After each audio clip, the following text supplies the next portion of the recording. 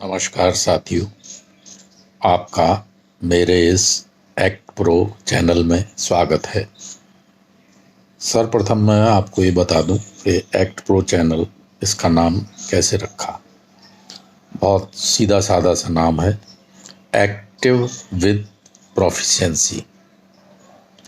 आजकल लॉकडाउन के पीरियड में सबसे बड़ी समस्या लोगों के सामने यही आ रही है कि वे एक्टिव नहीं रह पा रहे हैं।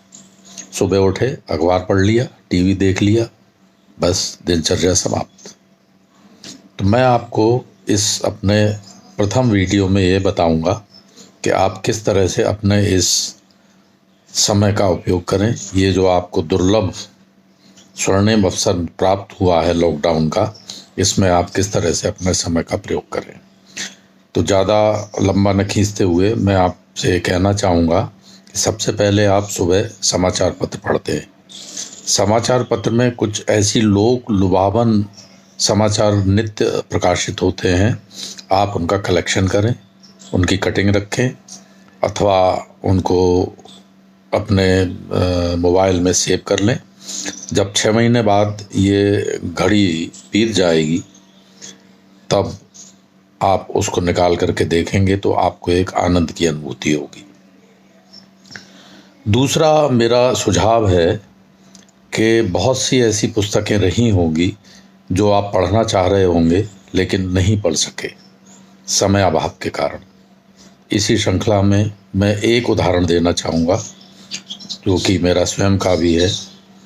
गीता प्रेस गोरखपुर से कल्याण नामक एक मासिक पत्रिका प्रकाशित होती है और उसका एक विशेषांक आता है। विशेषांक में से हम प्रायः कुछ लेख पढ़ करके और उसको रख देते हैं, फिर उसको पूरा पढ़ने का समय नहीं मिलता। तो अपनी रुचि के अनुसार उनमें से कोई भी विशेषांक आप निकाल लें और इस लगभग 10 दिन की शेष लॉकडाउन की अवधि में उसका पूरा सांगोपांग अध्ययन करें। आपको आध्यात्मिक ऊर्जा भी मिलेगी, आपको आनंद भी आएगा। दूसरी चीज़ मैं श्रीमद् भगवत गीता के अध्ययन के विषय में बताऊंगा। इसकी कोई भी व्याख्या आप ले लें और उसको एक बार संपूर्ण पढ़ लें तो भी आपको बहुत ही आध्यात्मिक ऊर्जा एवं ज्ञान की प्राप्ति होगी। साथियों, एक और समय बिताने का मैं आपको उपाय बताता हूँ, वो है हमारी प्राचीन भाषा का अध्ययन। हमारी सभी की लगभग एक सबसे प्राचीन भाषा है संस्कृत, जो कि हमारे पूर्वजों की भाषा थी।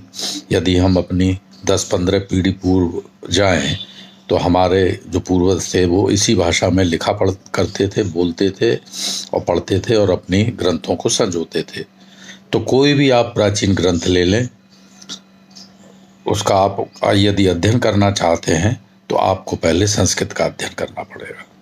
संस्कृत के अध्ययन के लिए आजकल ऑनलाइन बहुत सी सुविधा है, चाहे संभाषण हो, चाहे संस्कृत सीखना हो।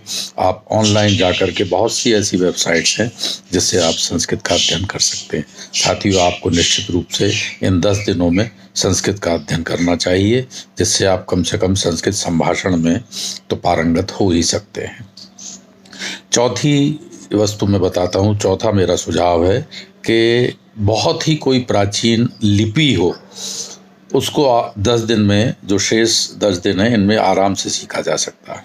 और मैं इसके लिए सुझाव देता हूँ शारदा लिपि का। शारदा लिपि प्रकृति के 36 तत्वों के ऊपर आधारित इसकी वर्णमाला है और बहुत ही आध्यात्मिक भाव रखती है ये भाषा का प्रत्येक वर्ण। तो बहुत सी आजकल ऑनलाइन पाठशालाएं हैं, बहुत सी वेबसाइट्स हैं जो कि इसका अध्ययन करा रही हैं। कम से कम इस लिपि को आप पढ़ें तो उसमें से कोई ना कोई ग्रंथ इंटरनेट से डाउनलोड करके आप शारदा लिपि के किसी ग्रंथ का पठन, उसका अध्ययन कर सकते हैं और आपको एक निश्चित रूप से एक नया अनुभव प्राप्त होगा। मैं चाहता हूँ कि आगे आने वाले आपका समय बहुत ही कुशलता से बीते, बहुत आनंद से बीते और भरपूर आध्यात्मिक ऊर्जा आप प्राप्त करें। नमस्कार।